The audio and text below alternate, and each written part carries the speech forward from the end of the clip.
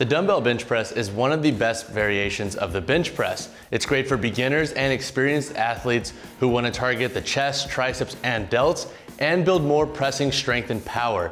Now let's dive into the how-to. We're going to break the dumbbell bench press into 4 easy steps. The first step is something we're going to call the preset. So this is how we're picking up the dumbbells. If you don't have a partner to hand you the weights, which is the preferred and safer way to do so, you can get into this position however you'd like. Personally, for lighter and medium weights, I like to grab one dumbbell, set it on my leg, grab the other, set it there, and then that way I can sit right back and get into my position. One thing to note is that if you choose to do it this way, make sure you're maintaining that nice neutral torso, the nice set back, and you're not hunching over to pick up the weight. Now to step 2. Step 2, the transition from the kick up of the dumbbells to the physical press. So this part often gets overlooked by beginners, but it's extremely important.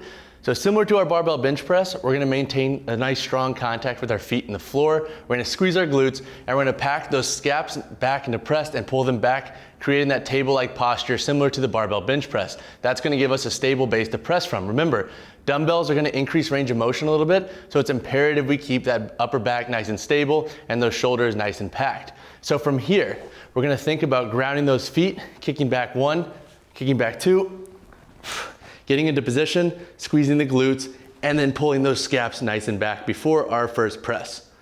Step 3, transitioning into the press. So some folks like to kick back the weights and press right away and then get into their set position, and others like to kick back the weights, hold them for a second, get into position, and then press.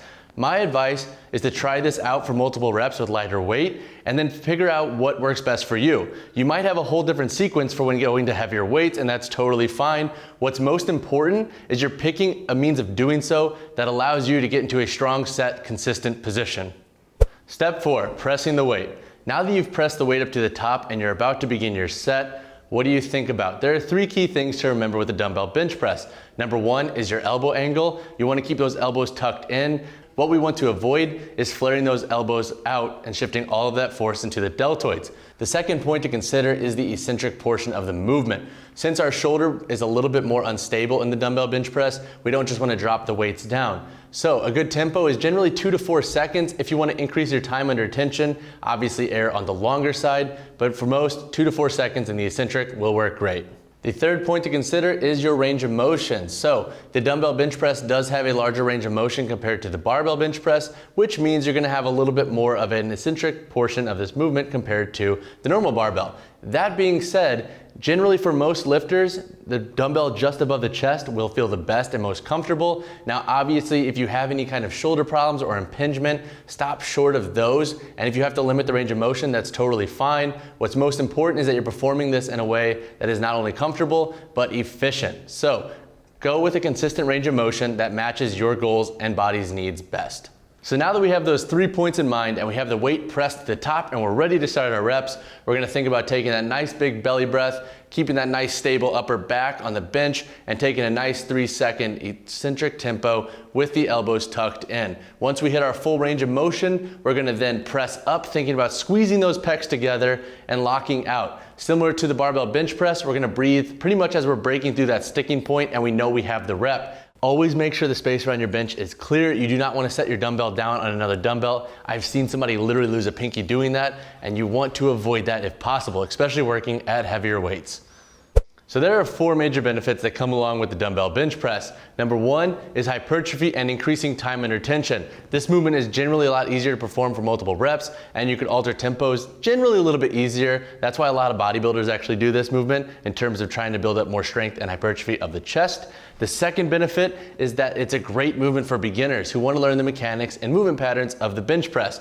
Now, obviously the barbell can be taught to a beginner, but generally if you really have no guidance, the dumbbell is a little bit more beginner friendly. Step 3 is that if you're an athlete and you want to limit shoulder stress, the dumbbell variation is often a good bet for you. You can turn the dumbbells neutral to really limit that shoulder stress in terms of the pressing motion. So people like baseball players or other folks who want to really limit their shoulder exposure and stress, the dumbbell variation is a good bet. And step 4 is that this movement can be programmed for multiple needs. So whether it be strength, hypertrophy, endurance, power, generally you can find a variation or tempo or weight with the dumbbell that will work for your needs. So now let's talk variations of the dumbbell bench press. For this video, we're gonna keep it to a strict flat dumbbell bench press. Obviously you can use incline or decline, but for this video, we're gonna talk flat. So one variation I like to use, especially for athletes who want to avoid any shoulder impingement, is going with a neutral grip. So doing your normal dumbbell bench press, but with those hands being neutral the whole time throughout, as opposed to having them in that standard kind of barbell bench press grip.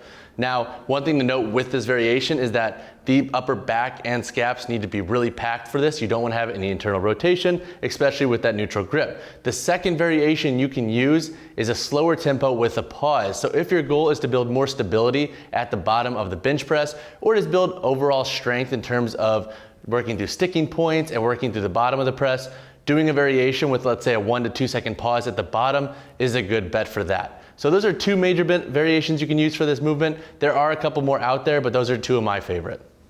So now how do you program the dumbbell bench press? There are a ton of different ways to program this movement. Let's talk about a couple of them.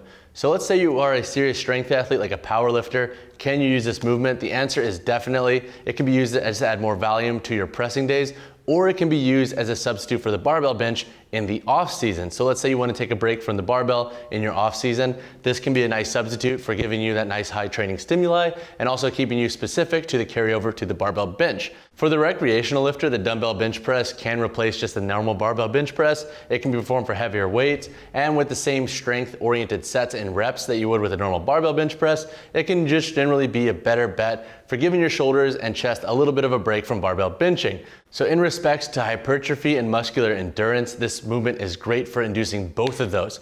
I would advise you putting it lower down in your pressing day program and performing them for higher reps and lighter weight, and adding in tempo and pauses as you need them to increase that overall time under tension. You can also perform that on, like, let's say, a pulling day when you're trying to perform some pressing to kind of balance out all the pulling you're doing.